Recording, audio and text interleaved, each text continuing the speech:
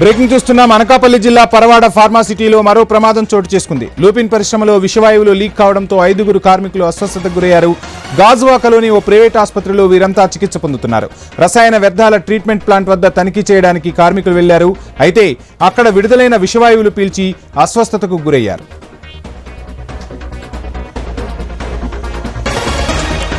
Paravada pharma city ప్రమాదానికి సంబంధించి details మా ప్రతినిధి రాజు అందిస్తారు. రాజు, పరవాడ ఫార్మాసిటీలో మరో ప్రమాదం చోటు చేసుకున్నట్టుగా తెలుస్తుంది.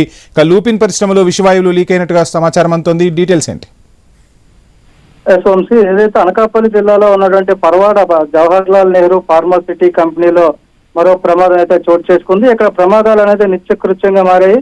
యాజమాన్యాలు నిర్లక్ష్యం కావచ్చు, వాళ్ళకి ఇవ్వాల్సిన కార్మికులకు ఇవ్వాల్సినటువంటి సేఫ్టీ పరికరాలు ఇవ్వకపోవడంలో కూడా నిర్లక్ష్యం వహిస్తున్నటువంటి యాజమాన్యాలతో ఇక్కడ కార్మికులైతే నిత్యం కూడా ప్రమాదాల బారిన పడుతున్న పరిస్థితి కనిపిస్తుంది. ఈ నేపథ్యంలోనే ఆ లుపిన్ పరిశ్రమలో విషవాయువులు లీక్ అయ్యి దానికి 5గురు కార్మికులు అయితే ప్రభావితం అయినట్టు తెలుస్తుంది. ఆ విషవాయువులు పీల్చి అస్వస్థతకు గురైన వాళ్ళని అయితే తక్షణమే ఆసుపత్రికి తరలించి చికిత్స అందిస్తున్న పరిస్థితి. గాజువాక తీసుకొచ్చి అక్కడ ప్రైవేట్ హాస్పిటల్లో కార్మికులకి అయితే చికిత్స అంది. అందులో ఒక కార్మికుడి పరిస్థితి అయితే విషమంగా ఉన్నట్టుగా తెలుస్తుంది.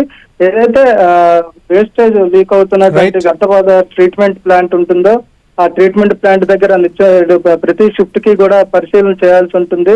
ఆ నేపథ్యంలోనే 5గురు కార్మికులు కూడా పరిశీలన కోసం అక్కడికి వెళ్ళిన నేపథ్యంలోనే ఆ విషవాయువులు పీల్చి అస్వస్థతకు గురైనట్టుగా తెలుస్తుంది.